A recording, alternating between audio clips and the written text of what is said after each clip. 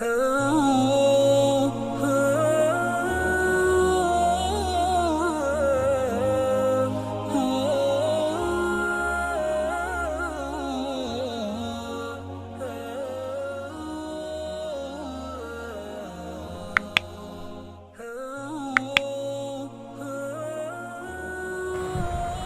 علیکم ورحمۃ اللہ تعالی وبرکاتہ۔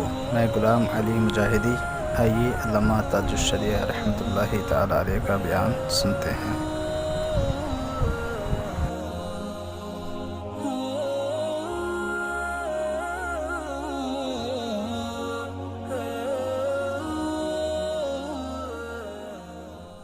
مسلک اعلیٰ حضرت زندہ باد کے بینر لگے ہوئے ہیں۔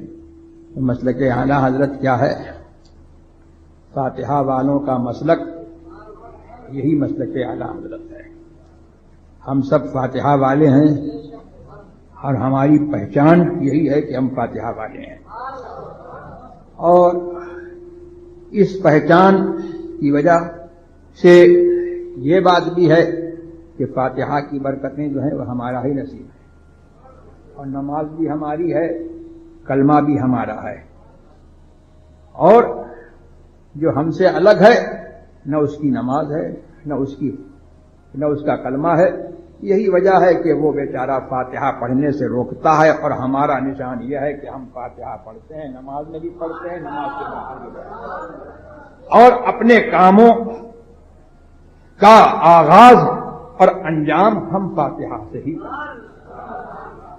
تو میں نے سورہ فاتحہ کی آخری 2 آیتیں، جن میں ہمارے لیے اور آپ کے لیے جو ہے دعا ہے، اللہ تبارک و تعالیٰ نے ہمیں اور آپ کو فاتحہ والوں کو جو دعا تلقین فرمائی ہے، تو وہی دعا کی آیتیں میں نے پڑھی۔ جب وقت نہیں ہے کہ میں آپ کے سامنے بہت ہی تفصیلی تقریر کروں، اور میں تفصیل کرنا جانتا بھی نہیں، اور تفصیلی تقریر تو پتہ نہیں میں نے کبھی کی بھی ہے یا نہیں کی ہے، مجھے تفصیل کا ڈھنگ ہی نہیں آتا، اور سچی بات تو یہ ہے کہ مجھے کچھ نہیں آتا، تقریر کرنا بھی جانتا نہیں۔ آپ لوگ کھڑا کر دیتے ہیں تو یہ ہے کہ حصول برکت کے لیے اور لوگوں کی پاس خاطر کے لیے کچھ جو بن پڑتا ہے وہ میں آپ کے سامنے پیش کر دیتا ہوں۔ تو اس میں اللہ تبارک و تعالیٰ یہ فرما رہا ہے، اہدنا الصراط المستقیم، اے اللہ ہم کو سیدھا رستہ چلا۔ اب آ گئی بات اعلیٰ حضرت کی، تو اعلیٰ حضرت نے ترجمہ کیا سیدھا رستہ چلا، اور دوسرے لوگوں نے ترجمہ کیا سیدھا رستہ دیکھا۔ اب یہیں پر جو ہے اعلیٰ حضرت والوں کا اور اعلیٰ حضرت کا اور دوسرے لوگوں کا، اور جو مسلک اعلیٰ حضرت والے ہیں اور جو اس پر نہیں چلتے ہیں، ان پر جو ہے ان کا ہمارا اور ان کا جو ہے فرق جو ہے خود ظاہر ہو گیا۔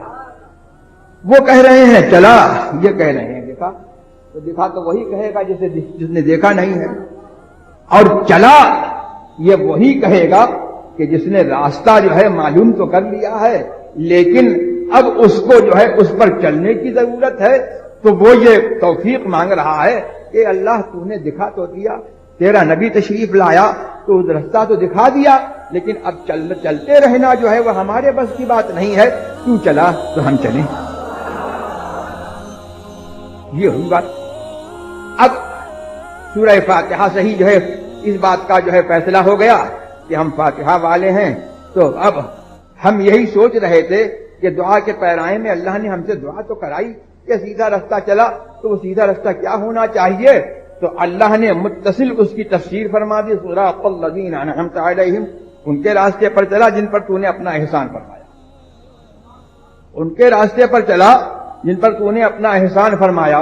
تو سیدھے راست فاتحہ والوں کا جو ہے ایک پہچان فاتحہ ہے، اور ان کے عقیدے کی پہچان یہ ہے کہ وسیلہ جو ہے ان کے عقیدے کی سب سے بڑی پہچان ہے، اور یہ وسیلہ جو ہے وہ ایسا ہے کہ یہی وسیلہ جو ہے ہمارے درمیان میں ان کے درمیان میں جو ہے یہ فیصل ہے، یہی شرط ایمان، یہی وسیلہ ہے تو ایمان ہے، اور وسیلہ نہیں ہے تو کچھ بھی نہیں۔ اب میں نے کہا تھا کہ کلمہ ہمارا ہے، نماز ہماری ہے. اب کلمے سے پوچھ لو لا الہ الا اللہ محمد الرسول اللہ، اللہ کے سوا کوئی معبود نہیں، کیا اسی پر جو ہے ایمان ہو جائے گا؟ کیا اتنا کہنے پر جو ہے کوئی مسلمان ہو جائے گا؟ نہیں، جب تک محمد الرسول اللہ نہ کہے مسلمان نہیں ہو سکتا. تو معلوم یہ ہوا کہ محمد الرسول اللہ کہنا، اس نام کا وسیلہ لینا، رسول کی ذات کو وسیلہ بنانا، یہ ایمان کے لیے شرط ہے. جب تک یہ نہیں ہوگا ایمان نہیں ہوگا.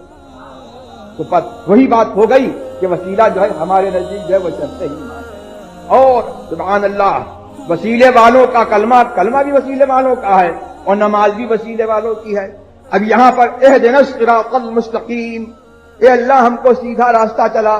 پتہ یہ لگا کہ اللہ کی بارگاہ تک پہنچنے کے لیے جو ہے وسیلہ ضروری ہے. جبھی تو کہا کہ ہم کو سیدھا راستہ چلا، جبھی تو یہ فرمایا کہ ہم کو سیدھا راستہ چلا. اور پھر وسیلہ جو ہے ضروری ہے.